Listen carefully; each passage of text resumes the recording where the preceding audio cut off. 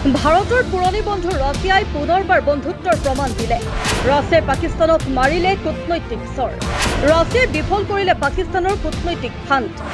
বিশ্বমঞ্চত ভাৰতৰ জয়। ৰাছিয়াই ক'লে কাশ্মীৰ ভাৰতৰ অবিচ্ছেদ্য অংগ। পাকিস্তানৰ সকলো প্ৰচেষ্টা ব্যৰ্থ।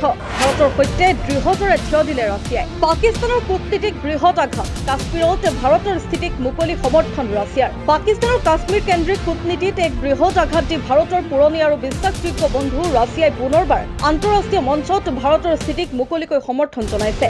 পাকিস্তানে সদায় কাশ্মীৰ বিষয়ত ভাৰতৰ বিৰুদ্ধে এক বিশ্বজনীন পৰিৱেশ সৃষ্টি কৰিবলৈ চেষ্টা কৰি আহিছে, কিন্তু এইবাৰ তেওঁলোকৰ প্ৰচেষ্টা ওলোটা ফল দিলে। শেহতীয়াকৈ পাকিস্তানৰ এটা নিউজ চেনেলত দিয়া এক সাক্ষাৎকাৰত ৰাছিয়াৰ ৰাষ্ট্ৰদূত আলবাৰ্ট কুৰেভক পাকিস্তানী সাংবাদিকে এক কূটনৈতিক ফাণ্ডত পেলোৱাৰ চেষ্টা কৰিছিল। তেওঁক প্ৰশ্ন কৰা হৈছিল, কাশ্মীৰ বিষয়ত ৰাছিয়াই মধ্যস্থতা কৰিবনে? পাকিস্তানে আশা কৰিছিল যে ৰাছিয়াৰ ৰাষ্ট্ৰদূতে হয়তো এনে এক মন্তব্য দিব যাৰ ফলত ভাৰতৰ ওপৰত আন্তঃৰাষ্ট্ৰীয় হেঁচা বৃদ্ধি পাব, কিন্তু তাৰ সম্পূৰ্ণ বিপৰীত ঘটনা ঘটিল। ৰাছিয়াৰ ৰাষ্ট্ৰদূতগৰাকীয়ে পাকিস্তানী সাংবাদিকৰ জালত ভৰি নিদি স্পষ্টভাৱে কয়, কাশ্মীৰ সমস্যা ভাৰত আৰু পাকিস্তানৰ মাজত দ্বিপাক্ষিক আলোচনাৰ জৰিয়তেহে সমাধান কৰিব লাগে। ইয়াত কোনো তৃতীয় পক্ষৰ হস্তক্ষেপৰ প্ৰয়োজন নাই। এই বক্তব্যৰ জৰিয়তে ৰাছিয়াই ভাৰতৰ দীৰ্ঘদিনীয়া স্থিতিক মুকলিকৈ সমৰ্থন কৰি পাকিস্তানক এক বৃহৎ কূটনৈতিক আঘাত দিয়ে। কিন্তু পাকিস্তানী সাংবাদিকজন ইয়াতেই শান্ত নাথাকিল। তেওঁ চতুৰালিৰে আন এটা প্ৰশ্ন কৰিলে, কাশ্মীৰ বিবাদটো ভাৰতৰ বাবে অমীমাংসিত হৈ থকা নাইনে আৰু ইয়াৰ ফলত পাৰমাণৱিক যুদ্ধৰ আশংকা আছেনে? এই প্ৰশ্নটোৰ উদ্দেশ্য আছিল ভাৰতক দোষাৰোপ কৰিব পৰা এক বক্তব্য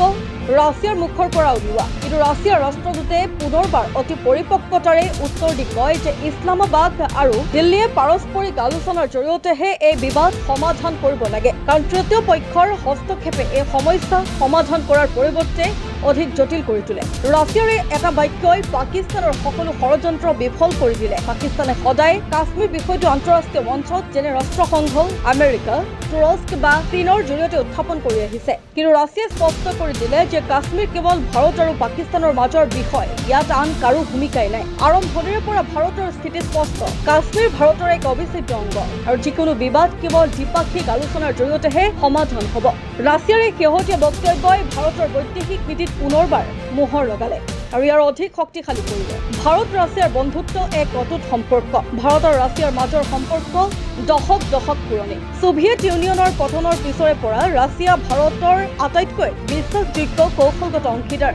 প্ৰতিৰক্ষা, পাৰমাণৱিক শক্তি, মহাকাশ গৱেষণা বা কূটনীতি সকলো ক্ষেত্ৰতে ৰাছিয়াই ভাৰতক সমৰ্থন দি আহিছে। ৰাছিয়াই ভাৰতক প্ৰথমখন পাৰমাণৱিক সাবমেৰিন INS চক্ৰ প্ৰদান কৰিছিল। বিশ্বৰ দ্ৰুততম supersonic cruise missile BrahMos Bharat আৰু ৰাছিয়াই যৌথভাৱে নিৰ্মাণ কৰিছে। এনেস্থলত যেতিয়া ৰাছিয়াৰ ৰাষ্ট্ৰদূতে মুকলি মঞ্চত ভাৰতৰ স্থিতিক সমৰ্থন কৰে, সেয়া কেৱল এক সাধাৰণ মন্তব্য হৈ নাথাকে, বৰঞ্চ ই এক স্পষ্ট কূটনৈতিক বাৰ্তা হয় যে ৰাছিয়া আজিও অটলভাৱে ভাৰতৰ সৈতে থিয় দি আছে। এনে পৰিস্থিতিত ৰাছিয়াৰ এই স্পষ্ট বাৰ্তাই পাকিস্তানক নিজৰ কাশ্মীৰ নীতি পুনৰ বিবেচনা কৰিবলৈ বাধ্য কৰাবনে, সেয়াহে লক্ষণীয় হ'ব। আপুনি এই সন্দৰ্ভত কি ভাবে? আপোনাৰ মতামত কমেণ্ট কৰি আমাক জনাওক।